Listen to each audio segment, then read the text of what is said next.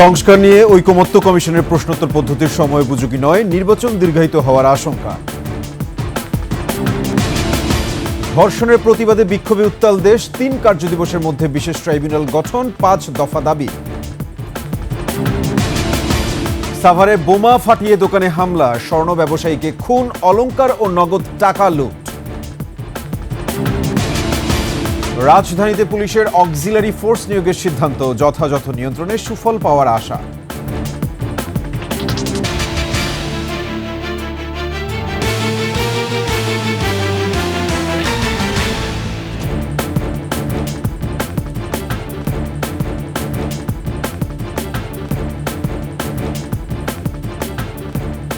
শুনছিলেন সংবাদ শিরোনাম, আমন্ত্রণ ২১-এর সংবাদে। সাথে আছি আমি সাব্বির আহমেদ। দর্শক, ২১-এর টেলিভিশনের সংবাদ একই সাথে সরাসরি দেখতে পাবেন আমাদের ফেসবুক পেজ www.facebook.com/2124 অনলাইনে। এছাড়া সাবস্ক্রাইব করতে পারেন www.youtube.com/@21eTV চ্যানেলে। সংস্কার নিয়ে ঐকমত্য কমিশনের প্রশ্নোত্তর পদ্ধতি সময় উপযোগী নয়। এই প্রক্রিয়া নির্বাচনকে আরও দীর্ঘায়িত করবে বলে আশঙ্কা করছেন রাজনীতিবিদরা। হ্যাঁ বা না উত্তর দিয়ে এসব প্রশ্নে ঐকমত্যে আসা যাবে না উল্লেখ করে তারা বলছেন, সুষ্ঠু নির্বাচনের জন্য এই মুহূর্তে জরুরি রাজনৈতিক সংলাপ। নির্বাচন দিতে দেরি হলে সংঘাতপূর্ণ পরিস্থিতির ঝুঁকি আরও বাড়বে বলে মনে করছেন তারা। শিউলি শবনমের রিপোর্ট।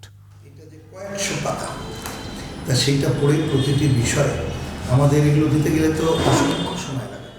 সংস্কারের বিষয়ে ১৩ মার্চের মধ্যে মতামত জানতে চেয়ে ৬ মার্চ রাজনৈতিক দলগুলোর কাছে স্প্রেডশিট পাঠিয়েছে জাতীয় ঐকমত্য কমিশন, যেখানে এমসিকিউ আকারে কয়েকশো প্রশ্নের উত্তর দিতে বলা হয়েছে দলগুলোকে। একমত এবং আংশিকভাবে একমত হলে টিকচিহ্নের ঘর রাখা হয়েছে, আর ভিন্ন মত হলে মন্তব্যের জায়গা রাখা হয়েছে। সিপিবির সাধারণ সম্পাদক বলছেন, এসব শীটে সুষ্ঠু নির্বাচনের জন্য সংস্কার বিষয়ক সুনির্দিষ্ট কোনো প্রশ্ন নাই। এসব প্রশ্নপত্রের মধ্যে নতুন এক ধরনের মাইন্ডসেট তৈরির চেষ্টা করা হয়েছে বলেও মন্তব্য তার। টিকচিহ্ন দেওয়ার মধ্য দিয়েই আপনারা কিন্তু প্রভোগ করছে যে তুমি এটা বাস্তবায়ন চাও গণপরিষদের মাধ্যমে অমুক পরিষদে, কিন্তু যেটা এখানকার আলোচ্যসূচি না, আমি কেন সেটাকে অংশগ্রহণ করব বা কেন তিনি এটা করছেন। এই প্রক্রিয়ার মাধ্যমে সরকার নির্বাচন নিয়ে সময় ক্ষেপণ করতে চায় বলে প্রশ্ন তুলছেন কেউ কেউ। গোটা নির্বাচনী প্রক্রিয়া একটা দীর্ঘায়িত হয় কিনা, সরকার তার ক্ষমতাকে পরোক্ষভাবে প্রলম্বিত করতে চান কিনা, এইসব প্রশ্ন নানা দিক থেকে ইতিমধ্যে উত্থাপিত হয়েছে। যে এইসব প্রশ্ন করে আবার প্রশ্নের উত্তর নেবে, আবার ঐক্য কমিশনের মিটিং হবে, তারপর কোনটা গ্রহণ করবে, হা না ভোট হবে, এই বিষয়গুলোর মধ্যে একটা টানা হেঁচড়া শুরু হবে। দ্রুত নির্বাচন না দিলে আইন শৃঙ্খলার আরও অবনতির আশঙ্কা করছেন এই বিএনপি নেতা। নির্বাচন দিতে হবে সরকারকে, এই কারণে দিতে হবে, জনপ্রতিনিধি ছাড়া একটা অন্তর্বর্তীকালীন সরকার দীর্ঘদিন ক্ষমতা থাকতে পারে না। এখন যদি 111 মঈন ফখরুদ্দিন মতো কোনো দুশ্চিন্তা ষড়যন্ত্র কারোর থেকে থাকলে একটা অস্থিরতা তৈরি করে নির্বাচনকে দেরি করার একটা প্রবঞ্চনা আছে কিনা সে বিষয়েও সরকার খতিয়ে দেখবে। প্রশ্নপত্র পাঠানোর পরিবর্তে দ্রুত সংলাপ আয়োজন গুরুত্বপূর্ণ বলছেন রাজনীতিবিদরা। যত দিন যাচ্ছে এক ধরনের গণ অনাস্থা তৈরি হচ্ছে সরকারের প্রতি। প্রশ্ন যেগুলো আছে সেগুলো অনেক বড় রাজনৈতিক প্রশ্ন। এগুলো শুধুমাত্র হ্যাঁ না, আংশিক হ্যাঁ আংশিক না, এর মধ্যে উত্তরের মধ্য দিয়ে এই সমস্যার সমাধান করা যাবে বলে আমার কাছে মনে হয় না। এই যে কার্যক্রমগুলো, তাতে আমার কাছে মনে হচ্ছে নির্বাচনকে এক ধরনের অনিশ্চয়তার মুখে ঠেলে দিচ্ছে। ১৩ মার্চের মধ্যে এত কম সময়ে এসব প্রশ্নোত্তর কমিশনের কাছে পাঠানো সম্ভব নয় বলছেন রাজনৈতিক দলের নেতারা। মতামত দেওয়ার বিষয়ে পরে সিদ্ধান্ত নেব। শিউলি শবনম, ২১ টেলিভিশন, ঢাকা। মাগুরা সহ দেশ জুড়ে ধর্ষণের ঘটনায় বিক্ষোভে উত্তাল রাজধানী। ৩ কার্যদিবসের মধ্যে বিশেষ ট্রাইব্যুনাল গঠন এবং ১ মাসের মধ্যে বিচার শেষ করা সহ ৫ দফা দাবি ঘোষণা করেছে ধর্ষণ বিরোধী মঞ্চ। তবে দিনভর স্বরাষ্ট্র উপদেষ্টার পদত্যাগের দাবি ওঠে ঢাকা বিশ্ববিদ্যালয়ের প্রতিবাদী কর্মসূচি থেকে। এছাড়া প্রাইভেট বিশ্ববিদ্যালয় ছাড়াও বিভিন্ন শিক্ষা প্রতিষ্ঠানে বিক্ষোভ হয়। এ সময় ধর্ষণ, নারী ও শিশুর উপর সহিংসতা বেড়ে যাওয়ায় উদ্বেগ জানিয়ে দ্রুত বিচারের দাবি জানানো হয়। রিপোর্ট করছেন দীপু শিকদার।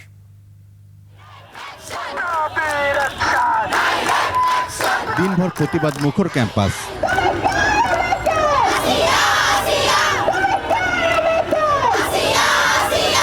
সারা দেশে ধর্ষণের ঘটনায় রোববার রাতে ঢাকা বিশ্ববিদ্যালয় ক্যাম্পাসে বিক্ষোভ করে শিক্ষার্থীরা। এর আগে একের পর এক ধর্ষণের ঘটনায় উদ্বেগ প্রকাশ করেন শিক্ষক শিক্ষার্থীরা। বের করা হয় লাঠি মিছিল।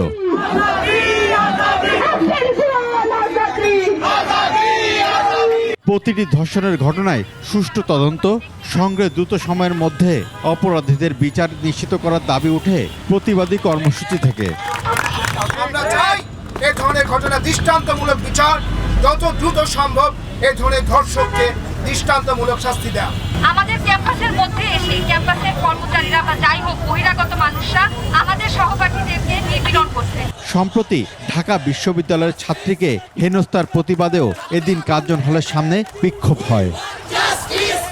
দ্রুত কোনো দৃশ্যমান কার্যক্রম না নেয় সেক্ষেত্রে আমরা এটিকে তাদের একটি অনরসতা এবং অমনোযোগিতার একটা অবদান মনে করব। ঢাকা মেডিকেলের ইন্টার্ন চিকিৎসকরা বিক্ষোভ করেন রাজু ভাস্কর্যের সামনে। কেন্দ্রীয় শহীদ মিনারেও ছিল ধর্ষকদের বিচারের দাবিতে কর্মসূচি। আমি একজন মা হিসেবে ঘর থেকে বের হওয়ার পর আমি নিজেও খুব আতঙ্কে থাকি।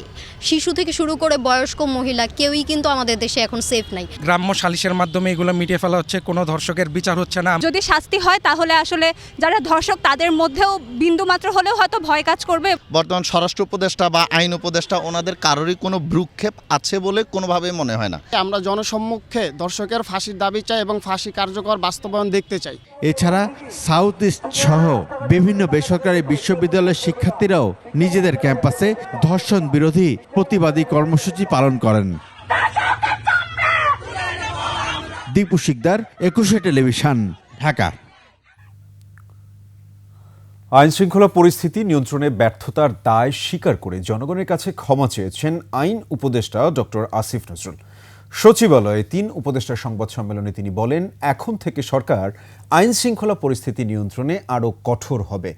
নারীর প্রতি সহিংসতা রোধে ধর্ষণের ঘটনার তদন্ত 15 দিনের মধ্যে শেষ করতে সরকার নতুন আইন পাশ করতে যাচ্ছে বলেও জানান আসিফ নজরুল। এদিকে সকালে ঢাকা সিএমএইচে মাগুরায় ধর্ষণের শিকার শিশুটিকে দেখতে যান স্বরাষ্ট্র উপদেষ্টা। মফির রহমানের রিপোর্ট। সমসাময়িক বিভিন্ন ইস্যু নিয়ে যমুনায় প্রধান উপদেষ্টার সঙ্গে বৈঠক শেষে সচিবালয়ে এই সংবাদ সম্মেলন। আইন মন্ত্রণালয়ে সংবাদ সম্মেলনে উপস্থিত ছিলেন স্বরাষ্ট্র উপদেষ্টা, আইন উপদেষ্টা এবং তথ্য ও সম্প্রচার উপদেষ্টা। স্বরাষ্ট্র উপদেষ্টা জানান, হিজবুত তাহরির সহ সব ধরনের জঙ্গিবাদের বিরুদ্ধে সরকার জিরো টলারেন্স নীতি গ্রহণ করেছে। নারী ও শিশু নির্যাতন রোধে নেওয়া হবে কঠোর ব্যবস্থা। সম্প্রতি ঘটে যাওয়া ধর্ষণের ঘটনাগুলির সঙ্গে জড়িত অপরাধীদের বিচার নিশ্চিত করা হবে এবং কঠোর শাস্তির আওতায় আনা হবে। নারীরা নির্ভয়ে নির্বিঘ্নে ঘরে বাইরে দায়িত্ব পালন করবে। এতে যারা তাদের বাধা দিতে আসবে, সহিংসতা করতে আসবে, তাদের আইনের আওতায় নিয়ে আসা হবে। এ ব্যাপারে বিন্দুমাত্র ছাড় দেওয়া হবে না। আইন উপদেষ্টা বলেন, ধর্ষণ মামলার বিচারকাল 180 দিন থেকে কমিয়ে 90 দিন এবং তদন্তকাল 30 দিন থেকে কমিয়ে 15 দিন করার জন্য নতুন একটি আইন প্রণয়ন করা হবে। নির্ধারিত 90 দিনের মধ্যে বিচার শেষ না হলেও আসামি জামিন পাবে না। এছাড়া শিশু আসিয়ার ধর্ষণের বিচার দ্রুত শেষ করার আশ্বাস দেন তিনি। ডিএনএ ফরেন্সিক রিপোর্ট করার সুযোগ সুবিধা অত্যন্ত অপ্রতুল, এই জন্য ধর্ষণের মামলার বিচার অনেক দেরি হয়ে যেত। তো আমরা স্টেক হোল্ডারের সাথে আলাপ করে একটা সংশোধনী আনবো যে উপযুক্ত ক্ষেত্রে বিচারক যদি মনে করে শুধুমাত্র মেডিকেল সার্টিফিকেটের ভিত্তিতেই এই মামলার বিচার কার্য এবং তদন্ত কার্য চালানো সম্ভব, তাহলে সেরকম ব্যবস্থা উনি নিতে পারবে। ধর্ষণের মামলা যদি 90 দিনের মধ্যে বিচার সম্পন্ন নাও হয়, এই অজুহাতে কাউকে জামিন দেওয়া যাবে না। গেল 7 মাসে সরকারের নানা রকম ব্যর্থতার জন্য জনগণের কাছে ক্ষমা চান তিনি। আমরা আপনাদের কাছে ক্ষমা প্রার্থী, আমাদের অনেক ব্যর্থতা আছে, কিন্তু আমরা উত্তরোত্তর চেষ্টা করি এবং আজকে আমরা সিদ্ধান্ত নিয়েছি আমরা আরও কঠোর হব, আরও সজাগ হব, আরও কোঅর্ডিনেটেড ওয়েতে আমরা কাজ করব। তথ্য ও সম্প্রচার উপদেষ্টা জানান, ভুল তথ্য প্রচার মনিটর করার জন্য বিশেষ ব্যবস্থা নেবে তথ্য মন্ত্রণালয়। মব জাস্টিস পরিস্থিতি তৈরি হলে অথবা কোনো ধরনের থানা ঘেরাও থেকে শুরু করে যে কোনো ধরনের নৈরাজ্যকর পরিস্থিতি হলে এবার থেকে আমরা খুব কঠোর ভূমিকা রাখব এবং ওখানেই গ্রেপ্তার থেকে শুরু করে ওখানেই আমরা যথাযথ আইনি ব্যবস্থা নেওয়ার ব্যাপারে সব স্টেক হোল্ডারদেরকে বলে দিয়েছি। গত 7-8 মাসে যে যেখানে ঝামেলা করছে, যে যেখানে মব জাস্টিস করছে, সবই আমরা গোয়েন্দা সংস্থা অ্যাক্টিভ আছে। এদিকে মাগুরায় ধর্ষণের শিকার শিশুটিকে দেখতে সকালে সম্মিলিত সামরিক হাসপাতালে যান স্বরাষ্ট্র উপদেষ্টা। তিনি চিকিৎসার খোঁজখবর নেন ও সর্বোচ্চ চিকিৎসা সেবা নিশ্চিত করতে হাসপাতাল কর্তৃপক্ষকে নির্দেশ দেন। সে সময় দোষীদের শাস্তি নিশ্চিতের আশ্বাস দেন স্বরাষ্ট্র উপদেষ্টা। মফিউর রহমান, একুশে টেলিভিশন, ঢাকা। সফরে আশুলিয়ায় ডাকাতদের ধারালো অস্ত্রের আঘাতে নিহত হয়েছেন স্বর্ণ ব্যবসায়ী দিলীপ দাস। রোববার রাতে আশুলিয়ার নয়ারহাট এলাকায় দিলীপ স্বর্ণালয়ে ডাকাতিকালে এ ঘটনা ঘটে। এ সময় ডাকাতরা নগদ টাকা ও 20 থেকে 25 ভরি স্বর্ণালঙ্কার লুট করে নিয়ে যায়। নিহতের ভাই খোকন সরকার জানান, রাত 8:30টার দিকে দোকান বন্ধের প্রস্তুতি নিচ্ছিল দিলীপ। এ সময় একদল ডাকাত বোমা ফাটিয়ে দোকানে হানা দেয়। ডাকাতদের বাধা দিতে দিলে ধারালো অস্ত্র দিয়ে দিলীপকে আঘাত করে লুট করে। স্থানীয়দের প্রতিরোধে ডাকাত দল পিছু হটে। পরে দিলীপ দাসকে হাসপাতালে নিলে চিকিৎসক মৃত ঘোষণা করেন।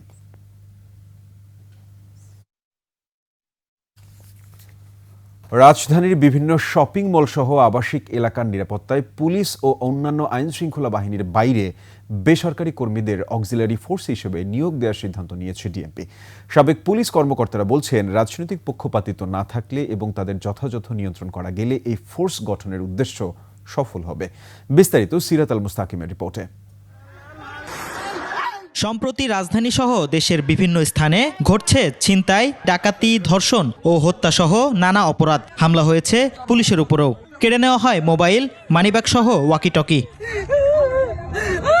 পরিস্থিতি ক্রমেই অবনতি হওয়ায় পুলিশ ও অন্যান্য আইনশৃঙ্খলা বাহিনীর বাইরে বেসরকারি কর্মীদের অক্সিলারি ফোর্স হিসেবে নিয়োগ দেওয়ার সিদ্ধান্ত নিয়েছে DMP. He is regarded as police officer, এবং পুলিশ অফিসার যে দায়িত্ব পালন করে ওই ব্যক্তি অফিসার একই দায়িত্ব পালন করবে। উনি যে কোনো ব্যক্তিকে অ্যারেস্ট করার সক্ষমতা বা ক্ষমতা প্রাপ্ত হয়েছে। ডিএমপির পক্ষ থেকে সহযোগী পুলিশ নিয়োগের এই সিদ্ধান্তকে পুরোপুরি ইতিবাচক হিসেবেই দেখছেন সাবেক এই পুলিশ কর্মকর্তা। অপরাধীরা সেই সুযোগটা নিচ্ছে, তো এটা মোকাবেলা করার জন্য আমি মনে করি যে অক্সিলারি ফোর্স দেওয়ার যে বিধান আছে সেটা এক্সপেরিমেন্ট করে দেখা যেতে পারে। পুলিশের উদ্যোগকে আমি স্বাগত জানাই। আশা করা যে একটা ভালো ফলাফল হয়তো আসবে। তারা যেহেতু সার্বক্ষণিকভাবে ডিউটি করে, সিকিউরিটি গার্ডসরা, তাদের কাছে নানান ধরনের তথ্য থাকতে পারে যেটা পুলিশ অফিসারকে দিয়ে সেই লক্ষ্যে কাজ করা যেতে পারে। নিয়োগের ক্ষেত্রে রাজনৈতিক পক্ষপাতিত্ব থাকলে প্রশ্ন উঠবে বলে মনে করেন পুলিশের সাবেক মহাপরিদর্শক মোহাম্মদ নুরুল হুদা। যারা নিয়োগকারী কর্তৃপক্ষ, তাদের কাজ তো রাজনৈতিক বিবেচনায় নিয়োগ না দেওয়া। যে লোকটি কাজের জন্য ফিট, এবং তারা তো বলছে যে প্রাইভেট সিকিউরিটি অর্গানাইজেশন যেগুলো আছে সেখান থেকেই নেবে, এবং সেটা একটা সঠিক সিদ্ধান্ত। আইন শৃঙ্খলা রক্ষায় এমন সহযোগী নিয়োগ দেওয়ার নজির এই প্রথম। সিরাত আল মুস্তাকিম, একুশে টেলিভিশন, ঢাকা। জুলাই আগস্টের রক্তিম বিপ্লবে স্বৈরাচার হাসিনা পালিয়ে গেলে গঠিত হয় অন্তর্বর্তী সরকার। ফ্যাসিস্ট সরকারের সাজানো প্রশাসনে শুরু হয় রদবদল। এর মধ্যে উচ্চপদস্থ 110 জন সহ বিপুল সংখ্যক কর্মকর্তাকে করা হয় ওএসডি। অনেককে পাঠানো হয় বাধ্যতামূলক অবসরে, আর ভূতাপেক্ষ পদোন্নতি দিয়ে ফিরিয়ে আনা হয় 750-র বেশি কর্মকর্তাকে। জনপ্রশাসন মন্ত্রণালয়ের সিনিয়র সচিব বলছেন, এই পরিবর্তনের ভালো প্রভাব পড়বে প্রশাসনে, তবে নিরাপরাধ কেউ আসছে না শাস্তির আওতায়। মফিউর রহমানের রিপোর্ট। স্বৈরাচার হাসিনার নেতৃত্বে প্রায় 16 বছর দেশ শাসন করেছে পতিত আওয়ামী লীগ সরকার। এই দীর্ঘ সময় তারা প্রশাসন সাজিয়েছিল নিজেদের মতো করে। নিয়োগ দেয় বিপুল সংখ্যক জনবল। একই সাথে বাধ্যতামূলক অবসরে পাঠানো হয় অনেককেই। করা হয়েছিল ওএসডি। আমরা আমাদের গণতান্ত্রিক ধারা অব্যাহত রাখার জন্য অভিযোগ আছে, আওয়ামী শাসনামলে প্রশাসনের সর্বস্তরে নিয়োগের ক্ষেত্রে দলীয় নেতাকর্মীদেরই প্রাধান্য দেওয়া হয়। রক্তঝরা বিপ্লবে হাসিনা পালিয়ে যাওয়ার পর অন্তর্বর্তী সরকার দায়িত্ব নিয়েই শুরু করে জনপ্রশাসনে রদবদল। দলীয়ভাবে নিয়োগপ্রাপ্ত এমন অভিযোগের ভিত্তিতে ওএসডি করা সহ অনেকেই পাঠানো হয় বাধ্যতামূলক অবসরে। 5ই আগস্টের পর 3 ধাপে বাধ্যতামূলক অবসরে পাঠানো হয় 14 জন সিনিয়র সচিব ও সচিবকে। একই পদে 2 ধাপে ওএসডি করা হয় 23 জনকে। গ্রেড 1 থেকে বাধ্যতামূলক অবসরে পাঠানো হয় 1 জনকে, আর ওএসডি করা হয় 2 জনকে। এছাড়াও ওএসডি করা হয় 51 জন অতিরিক্ত সচিবকে, আর এই পদে বাধ্যতামূলক অবসরে পাঠানো হয় 19 জনকে। এছাড়া অধস্থ নানা পদে আসে রদবদল, শাস্তির খড়গ।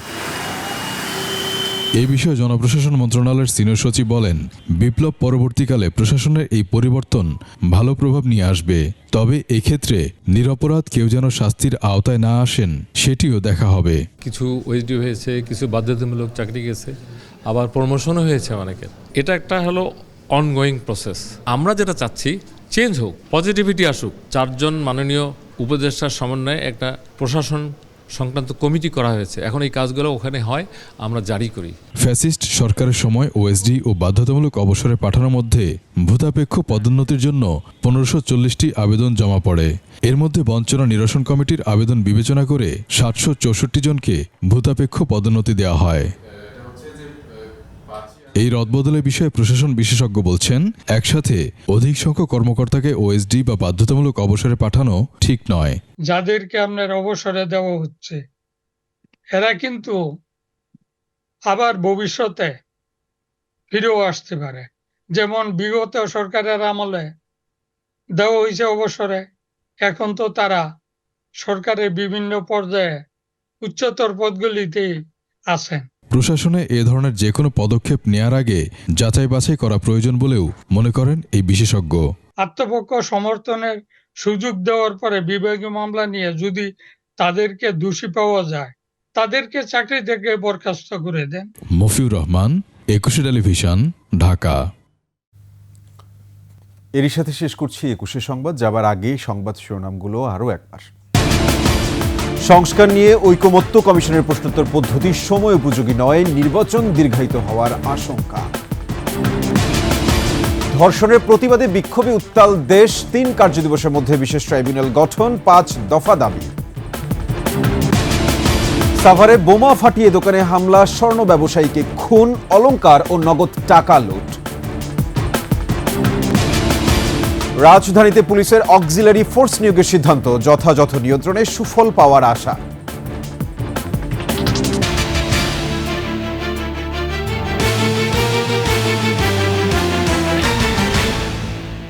দর্শক, সর্বশেষ সংবাদ জানতে ডায়াল করুন 2021 নম্বরে, আর ভিজিট করুন 21-tv.com এই ওয়েবসাইটে। ফেসবুকে ভিজিট করতে পারেন www.facebook.com/2124 অনলাইনে। এছাড়া সাবস্ক্রাইব করতে পারেন www.youtube.com/@21etv চ্যানেলে। এতক্ষণ সঙ্গে থাকার জন্য সবাইকে ধন্যবাদ। পরবর্তী সংবাদ দেখার আমন্ত্রণ রইল। 21-এর সাথেই থাকুন।